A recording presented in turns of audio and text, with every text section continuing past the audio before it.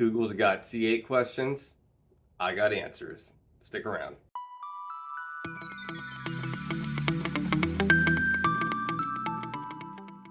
Well, good morning, guys. Happy Friday. I thought today would be fun to do another 20 frequently asked questions on the internet.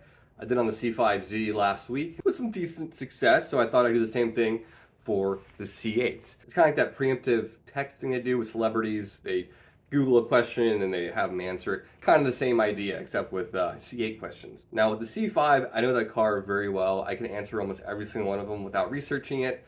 The C8 I'm kind of new to, so I do a little bit of web searching myself, but I got all the answers for you coming right up. These are in no particular order. Like I said, there'll be 20 questions. We'll start with the first one and we'll zip right on through them. All right, so I'm gonna stop jibber jabbering and we'll get right to it. What are some of the common problems with the C8 Corvette? Great question. Well, this car is now in its 4th model year, and the two biggest takeaways so far, or issues they're having, is the infotainment screens. I want to say 1 every 500 is very glitchy. It'll just stop working. There'll be an update. It'll just stop working. For some people, it'll happen one time and then it's fixed forever. Other people, it'll just stop working. It'll work. It won't work, and then they got to do a whole replacement on your digital dash cluster situation. The second is transmission failure. And GM claims that the transmission issues are blamed by little pieces of burr that fall on the transmission sensor, fall on the parking sensor, and then you can't shift out of gear, or you're stuck in one gear. It can be a nightmare. I want to say in most cases they add fluid to it, they'll flush the fluid and change the sensor. There are some cases where the entire transmission needs to be replaced. So those are the two biggest things, the gauge cluster malfunctioning and the DCT. But mine so far, knock on wood, has been fine. So if I wanted a C8 Corvette, how long is the wait? Good question. Well, depends how much patience you have. If you want a Corvette C8 today, you can get one today. They're easy to find on dealer lots right now. However, most dealers, if they have one on the lot, there is a little bit of a markup, typically 5 to 10K over sticker price. However, if you want one brand new, customized to your liking, like I did myself, you can have one between 6 months, depending where you are and what dealer you go through, up to 32 months if you're in Canada or overseas. It's still quite a wait if you're foreign trying to get a C8. But yeah, looking 6 months to about 10 months stateside if you want to customize it yourself and get it at sticker. How easy is it to steal a C8 Corvette? Surprisingly, this question came up a lot in the frequently asked questions of a C8 Corvette. A lot of people are concerned about this because the C8 has kind of a weird thing it does, and now I understand why people keep asking it. If you turn off your C8 without the fob being present and the car is unlocked, anyone can come and just start it one time and drive off with it. It's a safety feature, I guess, if you're stuck on train tracks or something. So yeah, if the car's turned off without the fob being near it, the car will let you start it one more time and drive off.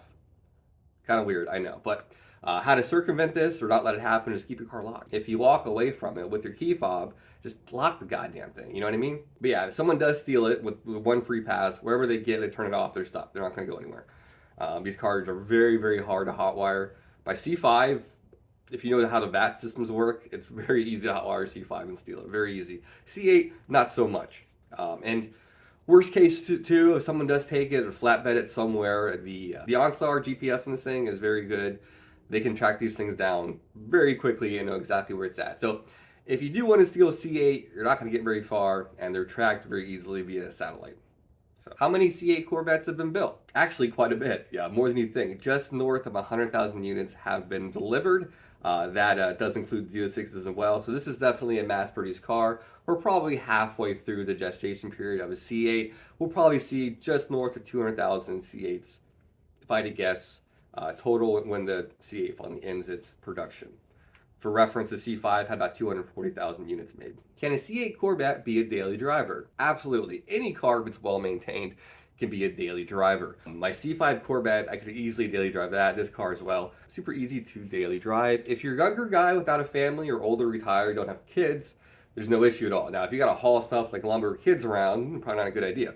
But yes, you can absolutely daily drive a Corvette, any Corvette. How much is the insurance on a C8 Corvette? Now, I get this question a lot on any Corvette I talk about. There's a lot of variables to this. It depends.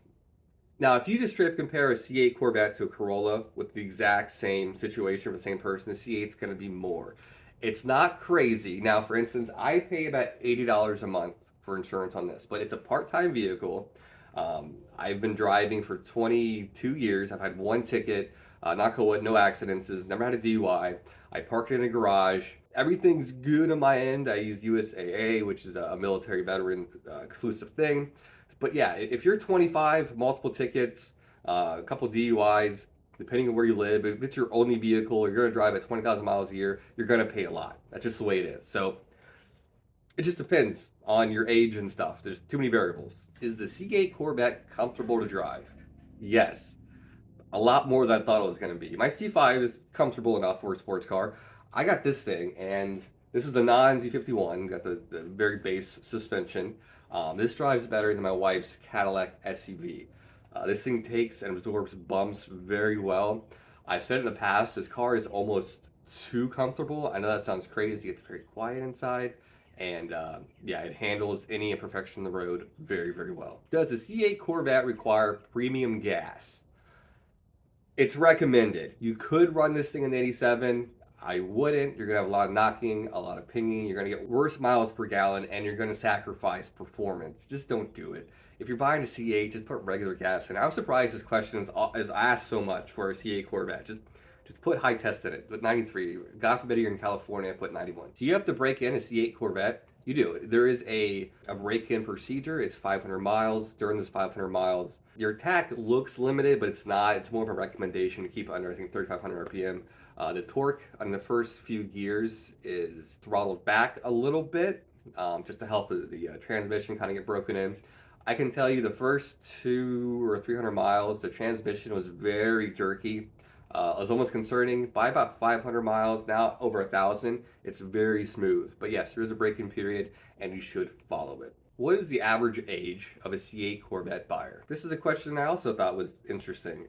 From multiple resources, from what I found, 61 seems to be the prime age for a C8 Corvette buyer.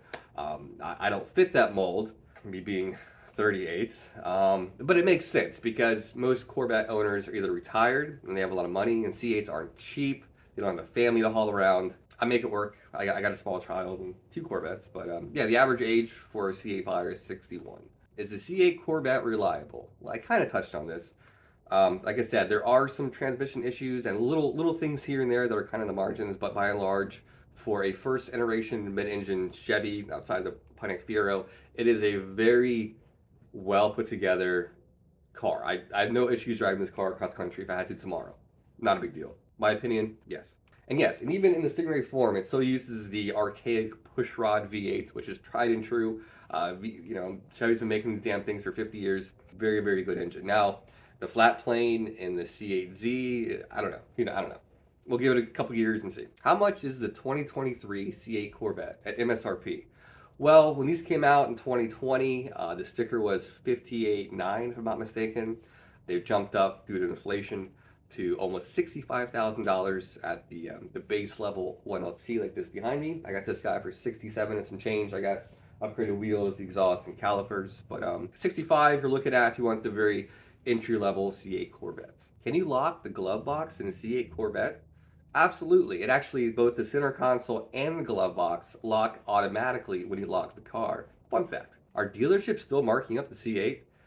Yes, they are, but I don't foresee it much longer. There are quite a few new C8s available on a lot of dealer lots across the country.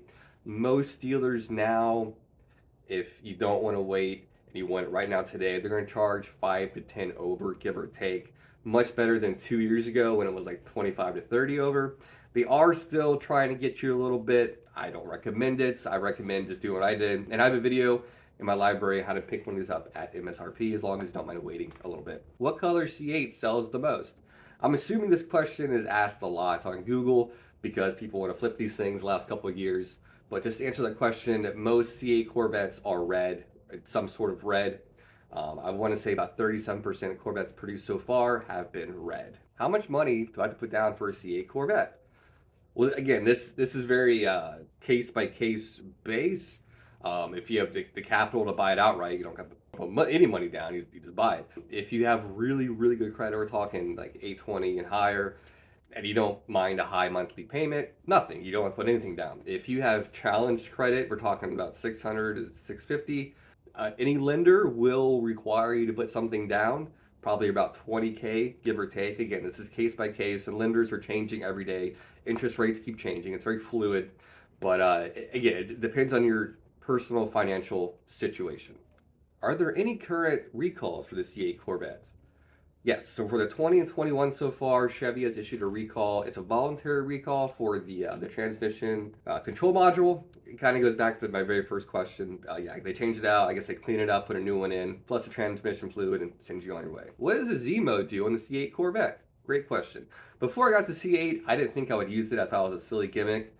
But coming from a C7 before my C5, all the modes are proprietary, the tour, weather, sport, track, to where once you set it to that, that's it. You're stuck with that rigid feel, brake feel, steering feel, etc. With the Z mode, you can kind of mix and match all the modes together. So I have this thing, the exhaust super loud, the steering super tight, the brakes tight, the transmission I have it in tour mode. So it's a relaxing drive, I save gas, but it has that nice tight feeling with the loud exhaust. So you hit the button after you start it up and you're good to go in your mode. I like it. What's the top speed of a C8 Corvette? Great question, and actually a very interesting answer. The fastest Stingray Corvettes is actually the base one. The non-C51 with the gearing and no aero has a top speed of 194. So if you want the fastest all-out balls-to-the-wall C8, you have to get the cheapest one. I know it's funny. Once you get the Z51 package with the slightly different gearing and the aero on it, there's no hard number, but from sources, it's about 188. But this thing, how this is right here with nothing on it and the gearing, 194. So it's kind of cool. I paid for the cheapest C8, but it's the fastest one. Has the C8's ECU been cracked or unlocked yet? Well, apparently a company called Trifecta Performance out of Washington says they have officially done it. They have cracked the ECU for tuning, but they say this thing is tuned so well from the factory, they're not leaving much on the table. With a good tune, you might pick up 10 horsepower maybe. So the engineers did a really good job with the software and making this thing fire very well.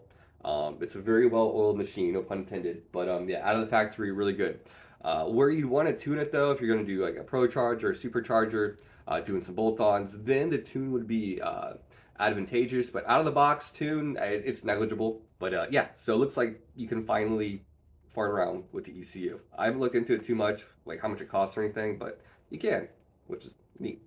Now the Z06, that might be another few years away. Who knows? Well, anyways, guys, it's Friday, and hope you guys enjoyed this. I had actually a lot of fun doing this and learned a few things myself. So I will catch you guys Monday for actually a Mini Cooper video. It's been a while. So go enjoy your weekend. Go have a beer on the East Coast. It's supposed to be really nice. I'm looking forward to it. And I'll catch you guys Monday. Mark out.